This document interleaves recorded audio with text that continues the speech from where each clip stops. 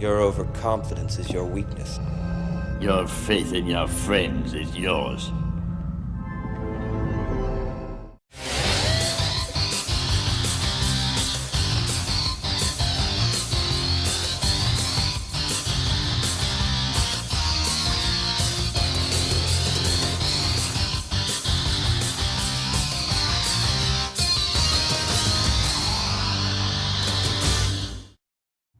Yo, what's going on, everybody? Welcome back to another Yankees Avenue live stream. It is Tuesday,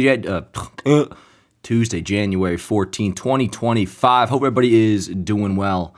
Guess I just couldn't contain my excitement that absolutely nothing has happened since the last time we were on here a week ago. Now, we'll get this part out of the way real quick before we finish up the intro. Obviously, if you haven't heard, Roki Sasaki has informed the Yankees he will not be signing with them. Listen, I didn't get my hopes up all that much high, but I was kind of creeping up towards like 15, 20%, at least enough to where, that's what this show was supposed to be about. Speculation, could the Yankees sign him? We obviously know that's not happening, so what we're going to do is just forget about that. Roki will not be a Yankee. It'll either be the Dodgers or the Padres, and, fingers crossed that it's the Padres. But with that aside, how you guys doing, yo? Hope everybody is having a good Tuesday and a good start to the new year. Again, not all that much to cover today, but we definitely do have a show to do. Because we're going to talk about second base, the offseason so far. Is it enough to beat the Dodgers? And then we're going to go to another topic, kind of first instance previewing 2025 individually with Anthony Volpe and what to expect in year 3. But before we get into any of that, if you guys don't mind, please drop a like on the stream. I am going to have my notifications on, of course, because there is also, not to dilute the attention here, but also a Yankees hot stove going on. I think it's probably similar circumstances, though. Not all that much news to break. But drop a like on the stream if you enjoy. Subscribe if you are new. Real quick reminder that all the up-to-the-minute news will be first posted on Yankees Avenue on Facebook and on Instagram. So when news does break and something goes down, you want to get that instantly. You follow on Instagram and Facebook, and then we come on here on YouTube later on that night to talk about it. But until then, regularly scheduled programming is every Tuesday night. And that's why we're here today. We're going to announce the giveaway winner about halfway through the show, and then we'll also announce another giveaway for next week's vehicle. And let's see here. Shout out my guy Morgan in the chat, who is moderating. As always, we will be getting to what you guys have to say at the very end. Won't be all that long, probably about 20 minutes or so of me doing my thing, and then we'll get to what you guys have to say. So, drop a like on the stream, subscribe, Instagram, Facebook, follow Yankees Avenue. With all that out of the way, let's get into it, yo. Couple pieces of minor news. This was last week. The Yankees have reached agreements with 4 of the 5 arbitration-eligible players, that being Jazz, who they actually got on a slight, I don't want to say discount, but compared to what was projected, they got him for a couple $1 million less. They signed him to, I believe, a deal in like the $5 million range when he was projected to get around $7 million. So if you're one of the ones that really follow along tightly with the budget, that's good, but none of this is all that interesting, nothing that we were focusing too hard on here on these shows. But the one guy that does stand out, if you care, who didn't agree with or didn't sign a deal and avoid arbitration is Mark Leiter Jr. Now, I doubt they're actually going to go to the hearing. And for those who don't know, how it works is once you have 3 years of MLB service time, you then become eligible for arbitration. Basically, you file for what you think your salary should be, and your team, in this case the Yankees, file for what they think your salary should be. Leiter and the Yanks are within I think $1 million difference of each other. I believe less. They'll probably come to an agreement. If they don't, who gives a shit? It'll all be worked out. Nothing to spend all that much time on. But that is the arbitration news. Now, let's talk about the offseason. Nothing has changed. They haven't added a second baseman yet. They haven't added an infield bat or a left reliever, which I now have updated in the additions so far. You see, of course, what we have done, but we're going to talk about what we haven't. And the main thing there is the infield bat. Let's take a look at our projected lineup, which we've obviously looked at a bunch on these streams. But until we do make an upgrade at second base, it's going to continue to be a topic conversation. And then leading into the Anthony Volpe side of things later on, he's still projected to lead off. If you want to put Jazz there, be my guest, and I say that sarcastically. I think neither of these are ideal options. Bottom line is you need to get another infield bat, and you'd like to assume so. If you do, that'll put Volpe in the bottom third. But let's talk about the offseason in general and just assume for a second, chat, that this is what it is. Now, maybe they get a lefty reliever. Maybe they do add a bench bat. Excuse me. Is this team good enough to get by the Dodgers? Now, that is the question. There's nothing else really to discuss. Is this team good enough to win AL East again? Yes, absolutely. Is this team good enough to get through the American League entirely? Absolutely. And they should. They're already projected to be the best team in the AL. But what does that do us? Really nothing. And you see with what the Dodgers have added this offseason, coming off the World Series win last year, where they signed Blake Snell. They could get Roki Sasaki. We don't know just yet. They bring back Teoscar Hernandez. I'm forgetting, I think, a key move as well, maybe on the offensive side of things, but I'm not even doing it justice. They've had a good offseason, a great offseason, again, after already winning last year. Have we, since losing Soto, done enough? Now, we've had a nice recovery, but it's not complete. That's all I keep saying on here on these streams is it's not complete. So, while yes, I can say, all right, we're good enough to get through the AL. What does it get you? To the World Series? Well, if you lose, how successful of a season is it really? I mean, I don't see anybody jump for joy over what we did last year. If it's a repeat of that, all right, we're back to square one. Same shit as getting bounced in the ALDS or not even making the playoffs. Getting to the World Series means nothing. So, yeah, going into this winter, going into post-Soto, and the first couple weeks, it was looking good. Again, what they've done is a nice start. And it's more than just a nice start. There's really one significant piece here left to get, and that's that additional infield bat. The left reliever, I do believe they'll take care of. Bench bat, that's kind of supplemental, although they do got to do something there.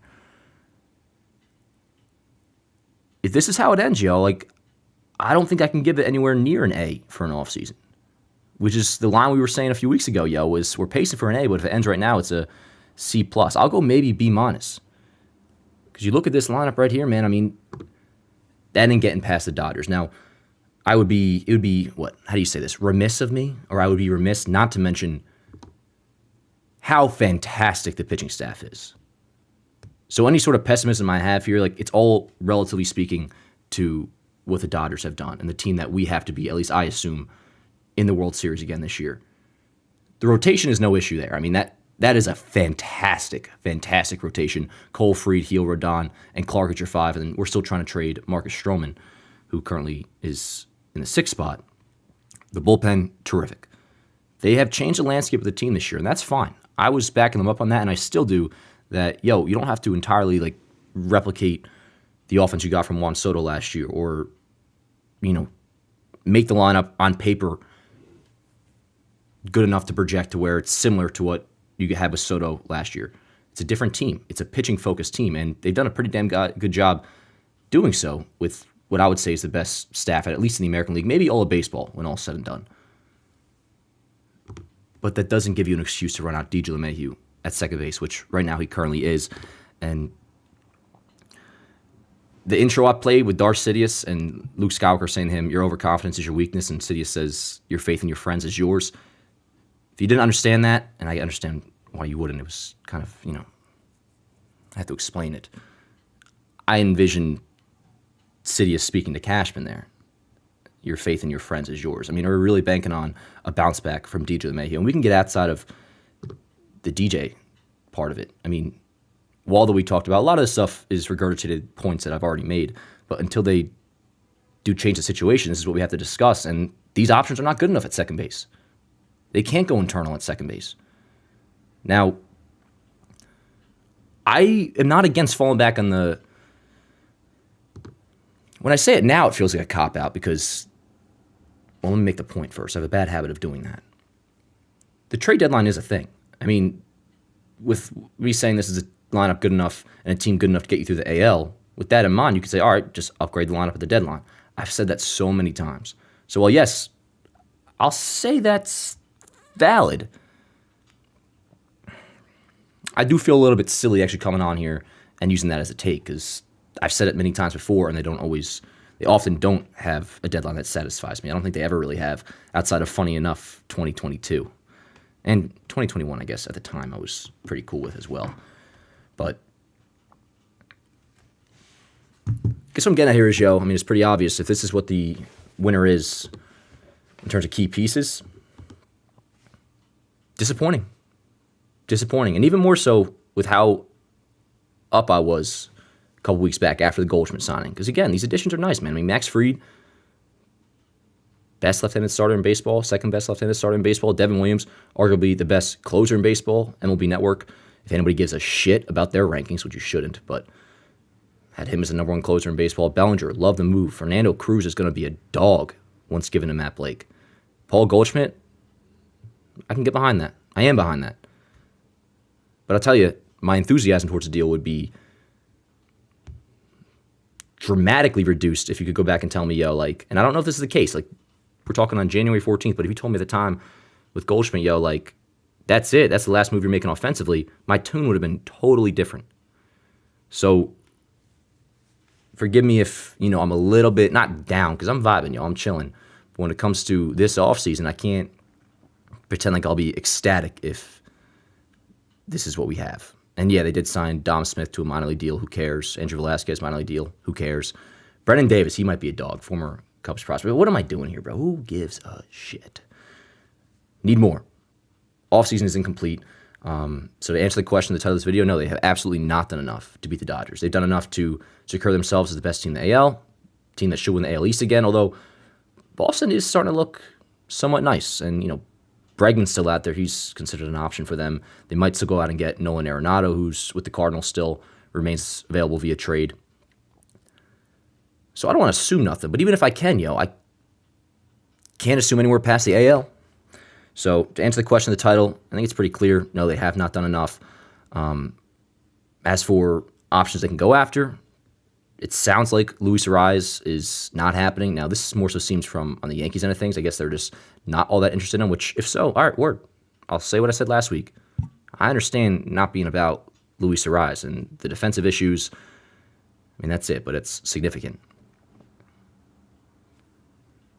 I'm not going to take that if you're running out DJ LeMahieu, though, on opening day. You got to go out and get a second baseman.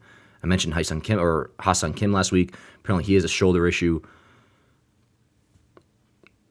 It almost seems like our best bet at this point is Jorge Polanco, which, if you guys can't tell, I'm not enthused about this, man. I'm not enthused about it. I'm really, really not. It is kind of bumming me out a little bit. But with that said, it is only January 14th, and they can make a move tomorrow. They can make a move a month from now, a day before opening day, or the trade deadline, which if they do, all I care about is that we have the team come October. That's ultimately all I need, barring a regular season that disappoints tremendously. We don't have the chance to see a team in October, but that won't happen. So that's where I'm at on that. Let's talk a little bit about Anthony Volpe and expectations going into year 3. Where's my thing here? Yeah, so this is a big year. It feels very similar to how people talk about quarterbacks going into year 3, like not make or break vibes, obviously, but this is a significant season coming up for him. And now, because of the defense, as long as he's a competent hitter, when it comes to baseball in a general standpoint, like he can't be considered a bust as a prospect. I mean, he had a 3-4 WAR last year. He's won a Gold Glove. The defense really is terrific. That said, though, he was touted as a big-time bat offensively in general, not just for a shortstop, but Volpe hit in the minor leagues, and that was part of what had him as a top 5 guy on all the prospect charts. So far, has not done that. You look at the season he had last year, not great. 66 OPS, 21 homers, struck out a lot. Tried to fix that going into 24. Saw some glimpses of it working out, but in the end, just led to him hitting the ball less hard and less power, while the OPS actually went down. That's not good enough.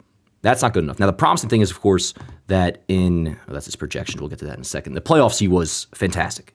He really, really was. And what actually makes it even more exciting is that he made a change going into the ALDS that had the Yankees and Aaron Boone saying, like, yo, word, this is what we were telling you to do, or like, this is what we want. And it was an instant thing that they had Volpe make this tweak going into the playoffs, and obviously it worked.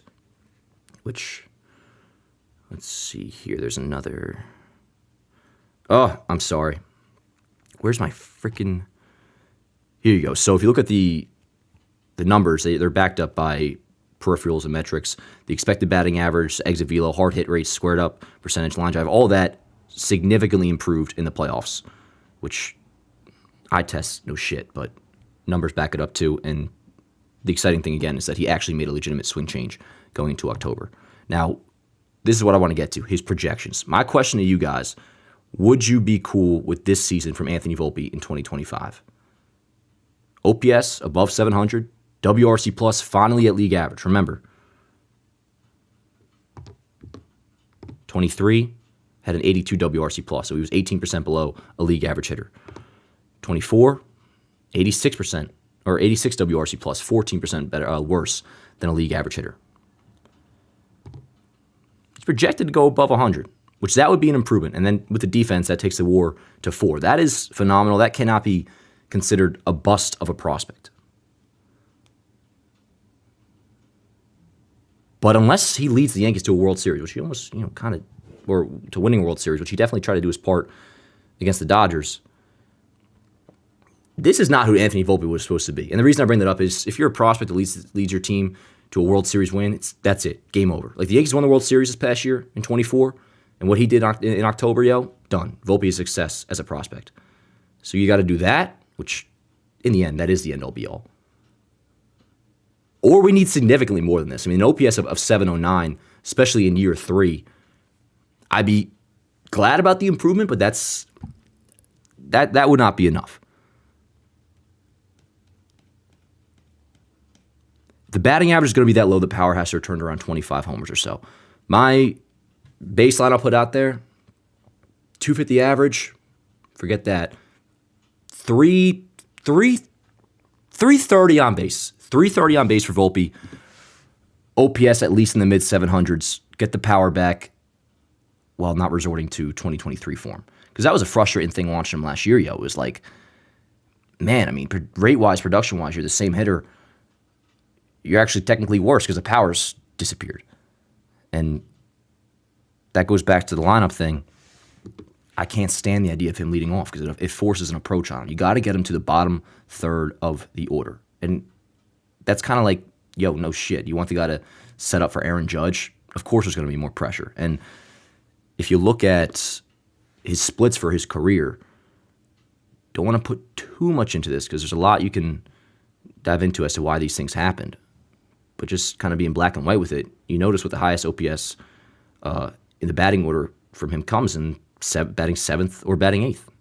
Leadoff, career 643 OPS. In the 7-hole, 737 OPS. 8-hole, 733 OPS. Let him flourish. Let him have the approach that he's supposed to have because, I'm the same age as him, bro. I can't imagine playing for the Yankees leading off in front of Aaron Judge. Of course there's going to be pressure. Of course it's going to change your approach, especially when the batting order of leadoff itself dictates a different approach. So, crucial he bats in the bottom third, in my opinion, which, again, goes back to why I'm at this point, January 14th, pretty down on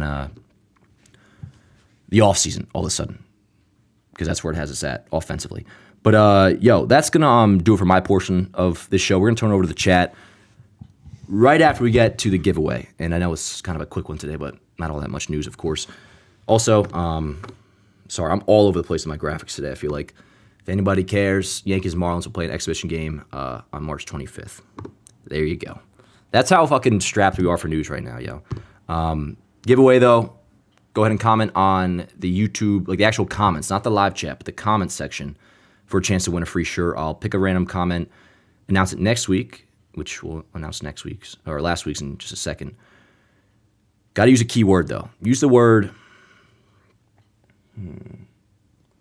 Use the word brush, because I have a brush right next to me. I was doing my hair before the stream. Hope you can notice. But anyone in the comment, have your take, put brush at the end of it, and you'll be entered. I'll announce it next week. As for last week's winner, at Extreme7986 says, after Goldschmidt, it's been cold on moves. Final 3 moves, Roki Sasaki, which we of course know now, is not happening. Ha-Sung Kim and Tim Hill. Tim Hill, I still think will come back because that's a cheap deal. And the Jazz, we thought we were making $7 million this coming year. He's only making $5 million. That $2 million difference pays for Tim Hill in all likelihood right there. Ha-Sung Kim, never really was all about him, to be honest. And I've since heard he's coming off a shoulder injury. I don't really watch National League Baseball, so don't kill me for not knowing that. tell you though, I'd take it. I would take Ha-Seong Kim right now, 100%.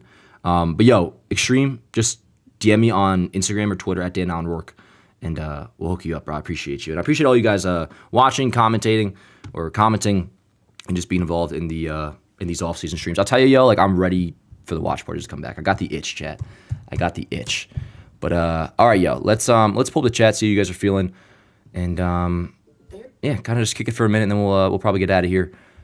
But what is going on, yo? We got also shout out my guy Morgan moderating the chat. I'm not sure if I mentioned that before, but he's a beast. Morgan's a fucking man.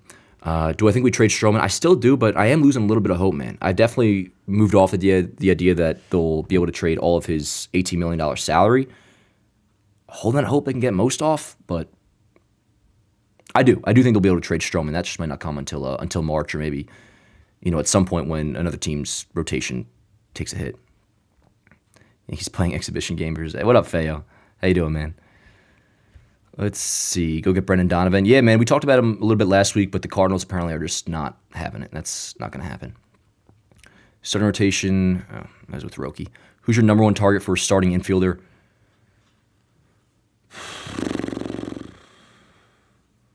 Dude, it's so hard, man, because Arise, I think, is off the table.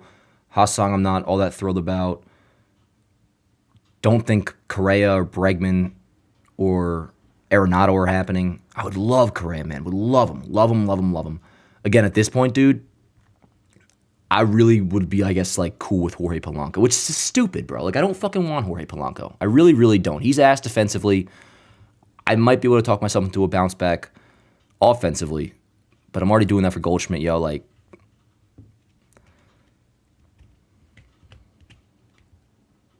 it's not great.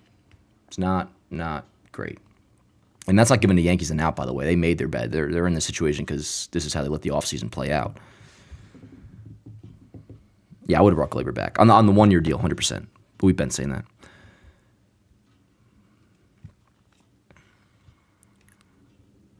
If we get Polanco, we're kind of punting the start of the season. Not necessarily, G. That's why, like, I do got to say, yo, like, Brendan Rodgers, I wouldn't be against. And Brendan Donovan would be awesome. I just don't think it's going to happen.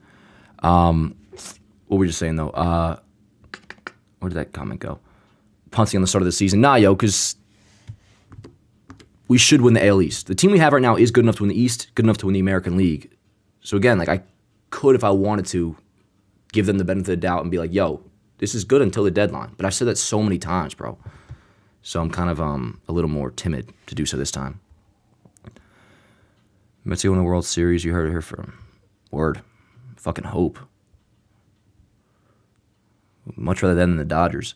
This team can't beat the Mets. Oh, I wouldn't say that at all. No, I'm not. Please, I'll get on my hands and knees right now and pray to God that we get the Mets in the World Series. I wouldn't be stressed right now if we do. I mean, I would be, but right now I'm doing strictly comparison to the Dodgers, which, let's be real, that's who we'll be facing if we get there on our end. What up, Jared? How you doing, yo? Dodgers will repeat. I mean, we'll see, yo. We'll see. But, like, baseball. I think Arenado is the best option. I'm all for it now. I was early on in the winter and then kind of changed my stance. But again, at this point, it's beggars can't really be choosers. So I would take Arenado. I'd take anybody. I'm a whore right now, chat. I'm a whore for an infield bat. Now Chris Rose got that in my head. How about that the other day, Faye? That was fucking hilarious, wasn't it? I saw your comment. Brendan Rodgers, sure. None of this shit's going to get me excited, man. So maybe this is just where we're at. Dodgers got a dynasty on their hands. Yeah, man, they're the clear number one. It's insane. It's nuts. Mets have Holmes as a starter. Queen's never seen him pitch an inning. Imagine a full 6 of him. Honestly, yo, I could see Clay being all right as a starting pitcher, but until the Mets do re-sign Pete or get another guy, they really haven't had all that much of an offseason outside of Soto, which I know is like, other than that, Mrs. Lincoln Howe is the play, but, you know. Feo, that had me cracking up, dude. Rose called himself a dessert whore on the stream the other day, on baseball today. It was hilarious. I get it. People are jealous about how the Dodgers run their team. Yeah. I don't know if you were saying that as like a passive-aggressive insult or something, but yeah, no, I don't think anybody would deny that. Third baseman or second, which do you think is more important, Jazz? Yeah, we've talked about this. What up, Shannon? How are you? I've seen you before. Yeah, no, I don't think Jazz's defense is anywhere near the problem that some people make it out to be, to where like you have to move him to second. I look at it as he gives you the option to get a second or a third baseman, and if you got Arenado, then yeah, sure, you put Jazz in second. I hope for more offense. Me too, John. Me too. Nah, Jackson. It sounds like Arise is just not going to happen. I think you should trade Schmidt for Donovan and sign Flair to a short-term deal or keep Stroman as a 5. It's a lot there, man. Again, just sticking to the Donovan side of things, it really seems like the Cardinals are not interested in moving him. Hey, what up, Surfer Now? How you doing, man? What about giving Cabrera a role with giving him a chance he's been waiting for? I think you should give him a chance. He's a decent option. The man has been on the team, and still he has not. Waldo's not that great, though, man. I mean, listen, he's had a large sample size now at the big league level where he has not been much of anything offensively. Outside of, April 2024, he was really, really good. And that's nothing against Waldo. He serves his role tremendously, I think, as a utility guy.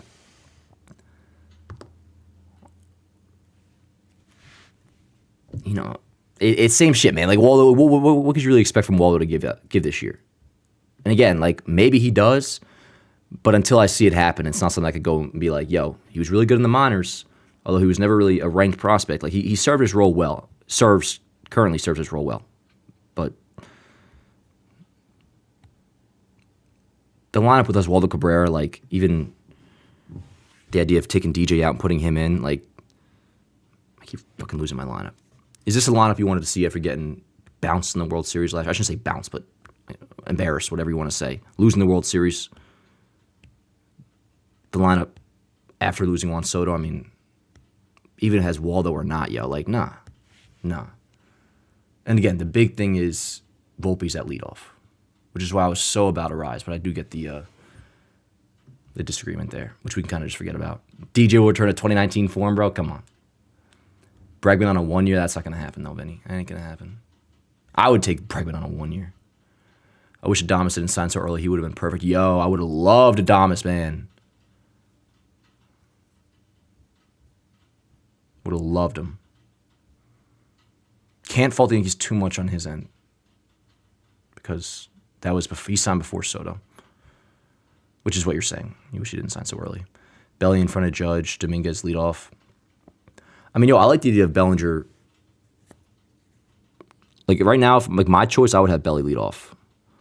And then I guess probably Judge 2, Wells 3, Stanton 4, Goldschmidt 5. I mean, it's not a good enough lineup. But, we'll just resort back to what we always do. Deadline. How short do you think Curry means when he says Bregman may take shorter? Oh, shit.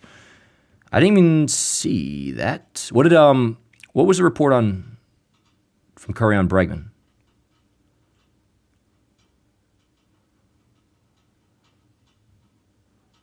He just said, did he say that in terms of like the Yankees could be a possibility? Man, bro, I'm really down bad now. Oh yeah, Ward. Why didn't I think about going to Bobby Malone's Twitter?